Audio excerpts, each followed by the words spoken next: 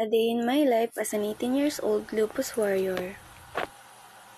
Good morning, people. So, today, ngayon yung schedule ng follow-up check-up ko sa doktor.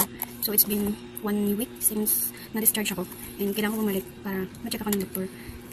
Magpupor pa lang kasi kailangan ko pumunta doon ng maaga para makapagpalab muna ako bago ako ma-check up. So, yung result, makukuha ko na siya before pa ako ma-check up. Ganun. 3 hours lang naman. So, mahirap kasi pag pumunta ko ng kahapon tapos pabalik na naman ako yung araw. Gastos tsaka nakakapagod. So, maglalagay lang ako nito. Yun. Yung sa so, pamarapin sa pagkakapit ako din. So ngayon mag-focus lang ako. Magic to. Kanti lang. Then so.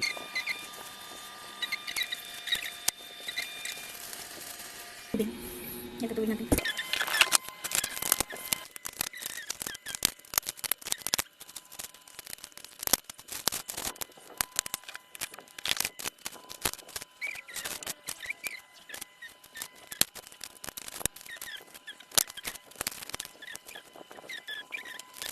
Motor lang ako, kaya update ko na lang kayo pag nandun ako.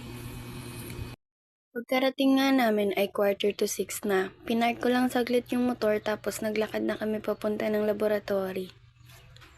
Pagdating ko nga ay kumuha na rin ako agad ng number. Habang iniintay ko na lumabas yung number dun sa monitor, ay inayos ko na rin at prepare yung mga gagamitin na documents. So, GL ulit yung gagamitin ko para wala akong babayaran.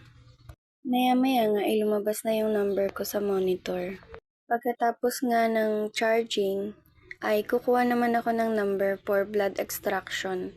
Medyo matagal nga rin ako nag-intay para makuhaan ng dugo. At pagkatapos ako kuhaan ng dugo ay kailangan ko rin magpasa ng urine. Sa mga oras nga na yan ay pabalik na ako galing sa blood extraction. Pagtapos nga magpasa ng urine at makuhaan ng dugo ay pumunta na rin kami sa OPD.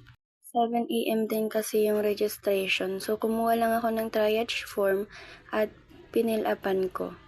After ko makuhaan ng vital signs ay puro paghihintay na lang ang gagawin natin.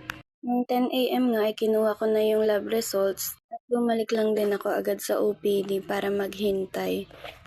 Medyo marami yung mga pasyente ngayon kaya hindi ako makaupo sa loob. By 12 nga ay nakausap ko na rin yung doktor. Okay naman daw yung mga results ko pero may kailangan lang akong gawin para hindi na madagdagan yung gamot ko.